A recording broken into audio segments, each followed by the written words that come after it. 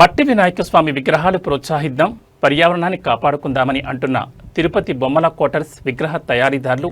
ప్రత్యేక కథనం తిరుపతి జిల్లా స్టాఫ్ రిపోర్టర్ బాలు అందిస్తారు.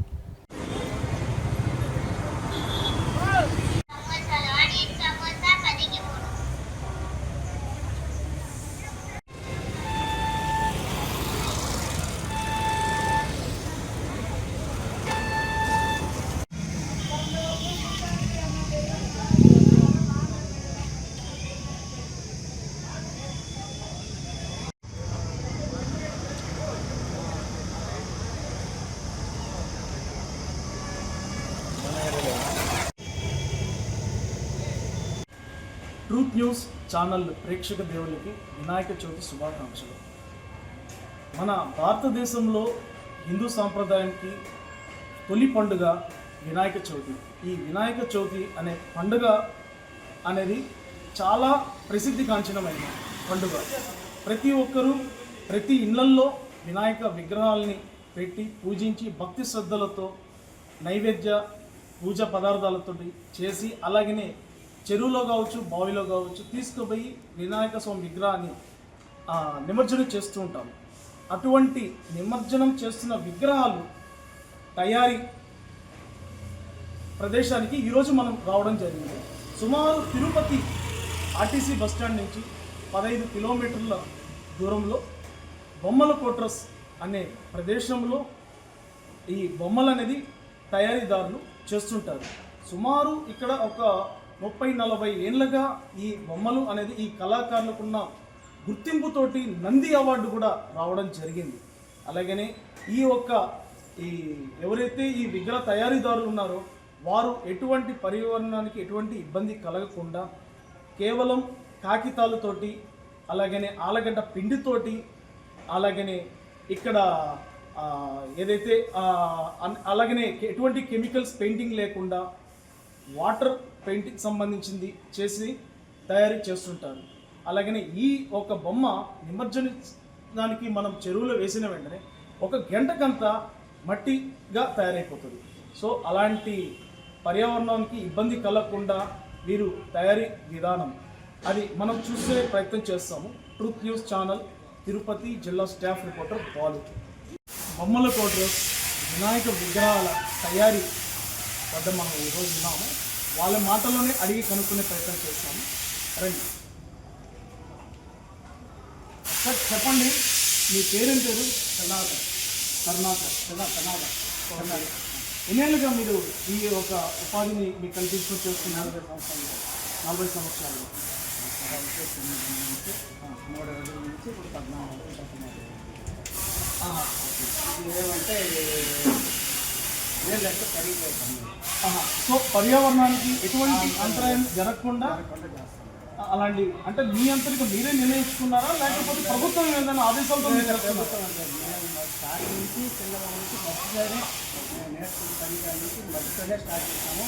ఈ కథలు మనం నిలబడుతుంది కాబట్టి దీనికి కాదు లోపల కరిగిపోతుంది నుంచి నేను నేర్చి కరిగిపోవాలన్నా బాగుంటుంది నుంచి మా సంఘం నుంచి అందరూ ఎవరో మా సంఘం కూడా ఎవరో కానీ క్రియేట్ అనేది ఎటువంటి పదార్థాలు ఈ వినాయక విగ్రహానికి తయారీకి ఉపయోగిస్తుంటారు చెప్పగలరా? చెప్తాను. మైదా పిండి, చాట్ అది పిండి, పేపర్ పిండి, ఈ 3 మిక్సింగ్ చేసి చపాతీ పిండి మిషన్ ఉండాలి. చపాతీ పిండి జల్లి చేసుకొని దానిపైన పేపర్ కనిపిస్తుంది.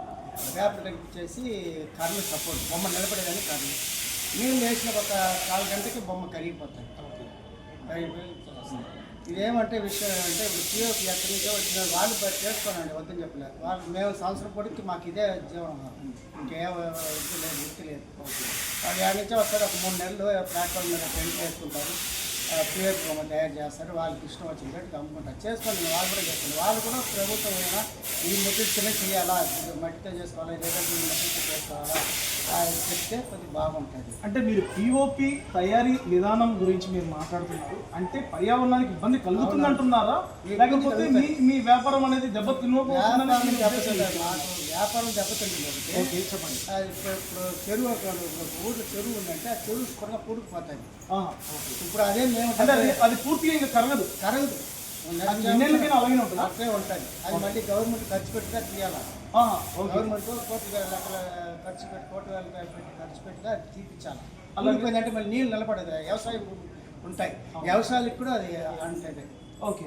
అది అంటే ఒక చెరువులో చేపలు అనేది కూడా ఉంటుంటాయి కదా, వాటికి ఏమైనా ఇబ్బంది కలుగుతాయి? దానికి కూడా ఇబ్బంది కలుగుతాయి. ఇది తినవచ్చు ఎప్పటి ఏమి ఉండదు. ఓకే. ఇది ఎంత సమయంలో కరిగిపోతుంది అంటారు? కరెక్ట్గా ఒక 6 గంటల కరిగిపోతుంది. మీరు చేస్తున్న బొమ్మ? మేము చేసే బొమ్మ 6 గంటల కరిగిపోతుంది. ఓకే.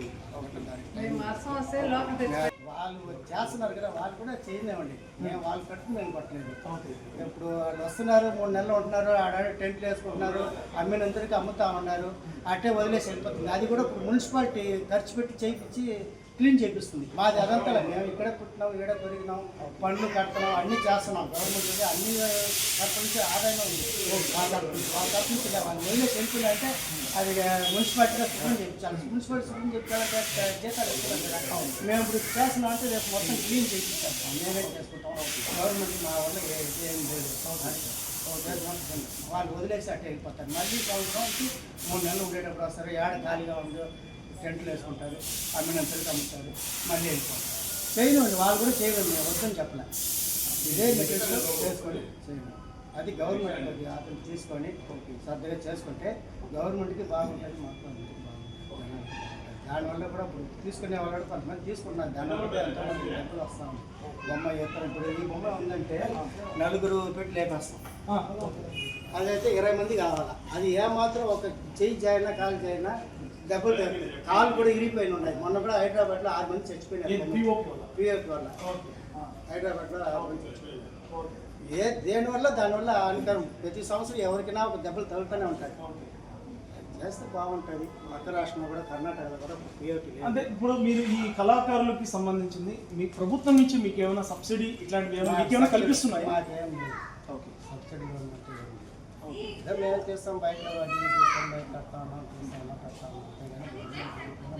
అంటే దీని మీరు ఇంత భారీ విగ్రహం తయారు, నాకు తెలిసిన కాడికి తయారీ కూడా మీకు ఖర్చు కూడా ఎక్కువగా అవుతుంది. ఖర్చు ఎక్కువగా చేస్తున్నారు. 365 రోజులు మేము చేస్తూనే ఉంటాం. అంటే మీ పెట్టుబడి మీరే పెట్టుకుని మీరు చేయాల్సింది. అవును, అంతేనా? దానికి సంబంధించిన గవర్నమెంట్ ఎటువంటి అంటే మహిళా సంఘం ఉన్నారు. ఓకే. వాళ్ళు వైట్ నరప వడ్డీకి ఒక 2 లక్షలు 3 లక్షలు వస్తుంది. అయినా అటు సాల్వ్ మేము 20 లక్షల దాకా పెట్టుబడి మళ్ళీ వాళ్ళు తీసిన చోట అట్లా కట్టాలి. చూస్తున్నారు కదా, ఈ ఒక బొమ్మల ఫొటోస్లో విగ్రహాలు తయారీదారులు ఏ విధంగా చెప్తున్నారు.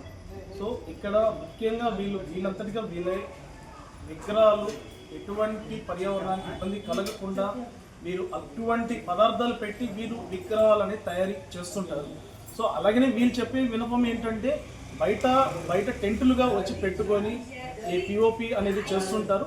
దాన్ని ప్రభుత్వం చొరవ తీసుకొని వాళ్ళకి స్ట్రిక్ట్గా రూల్స్ పెట్టి ఇది మన పర్యావరణానికి అది చాలా ఇబ్బంది కలుగుతుందని వీరి మాటల్లో చెప్తున్నారు.